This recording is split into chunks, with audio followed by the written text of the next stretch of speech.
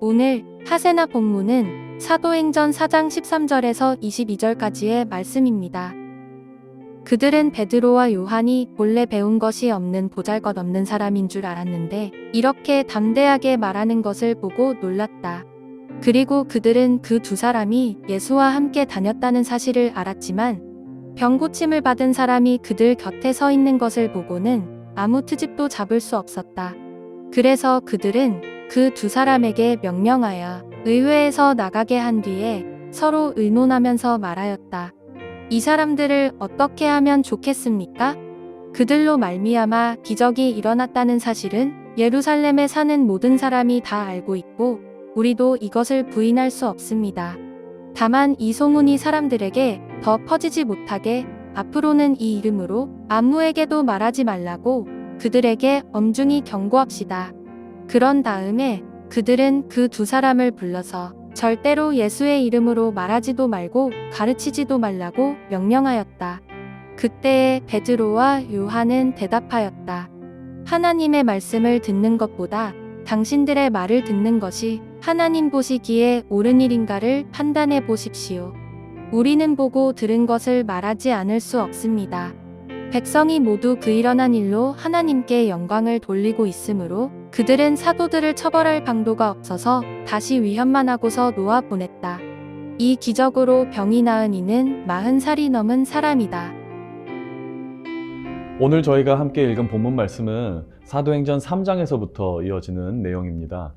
미문 앞에서 구걸하는 거지를 치유했던 베드로와 요한은 성령의 충만함을 입어 예수님 안에서는 죽은 자의 부활이 있다라고 백성에게 가르치기 시작하자 이를 제사장들과 성전 맡은 자와 사두개인들이 아주 싫어합니다.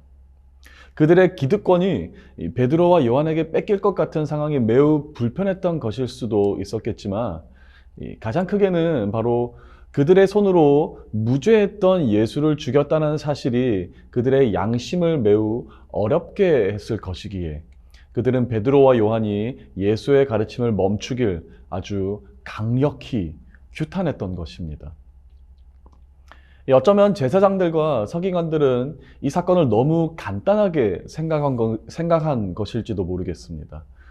그들은 그저 베드로와 요한을 못 배우고 보잘것없는 사람으로만 여겼기에 높은 자리에 위치한 그들을 조금만 협박을 해도 베드로와 요한은 겁먹고 멈출 것이다 라고 생각을 했었겠지만 현실은 오히려 전혀 딴판이었습니다.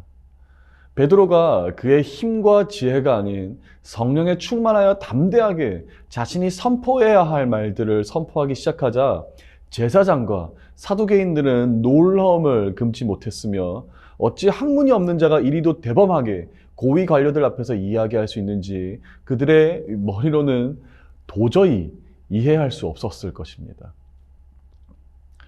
저는 오늘 본문의 묘미를 대범하게 자신이 해야 할 말들을 선포하는 베드로와 하고 싶은 말이 있어도 하지 못하는 이 대제사장들과의 사이의 대조에 있다고 생각합니다. 예루살렘은 여전히 예수의 죽음으로 술렁이고 있었습니다. 예수님의 죽음과 부활, 그리고 승천은 아직 그들에게 있어 최근의 일이었을 것입니다.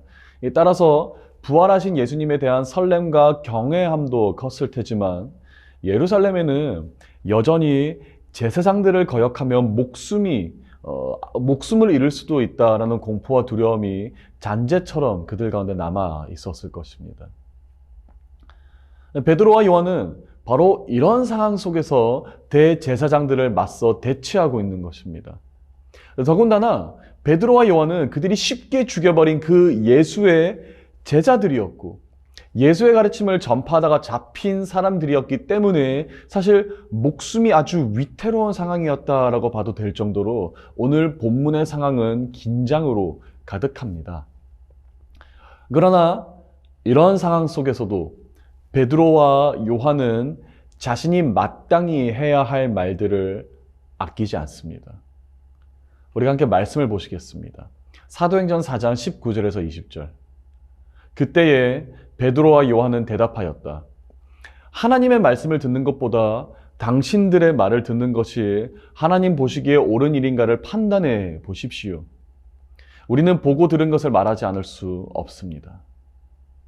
목숨을 잃고 죽음을 맞이할지언정 하나님의 역사하심을 이제 보고 들었으니 그것을 말하지 않을 수는 없다고 베드로와 요한은 그들을 위협하는 제사장들에게 유감없이 말씀을 선포했던 것이며, 그 대범함이 제사장들의 말문을 막아버리고 만 것입니다.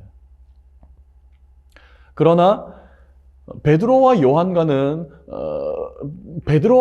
달리 제사장들과 관리들은 그러지 못했습니다.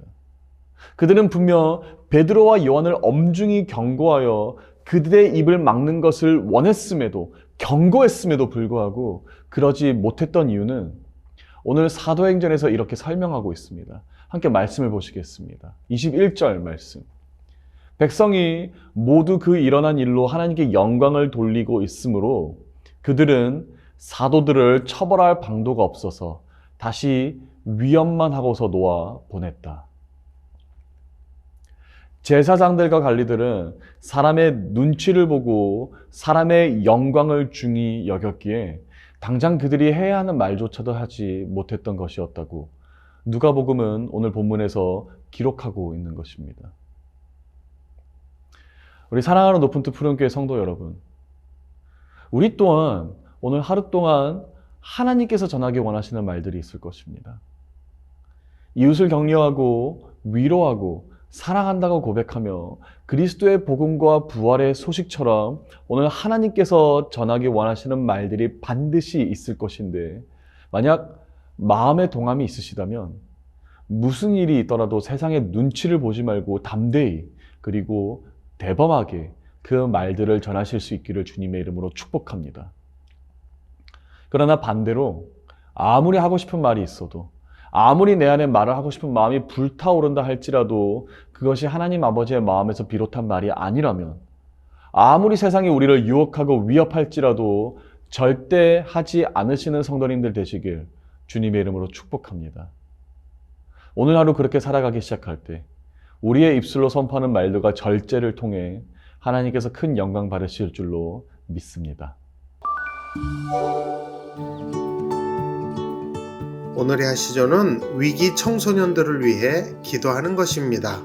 집에서도 학교에서도 돌봄을 받지 못하는 위기에 처한 청소년들이 돌봄을 받을 수 있는 환경들이 조성되어 안전하게 성장할 수 있도록 함께 기도해 주세요. 오늘의 하시조 함께 하시죠.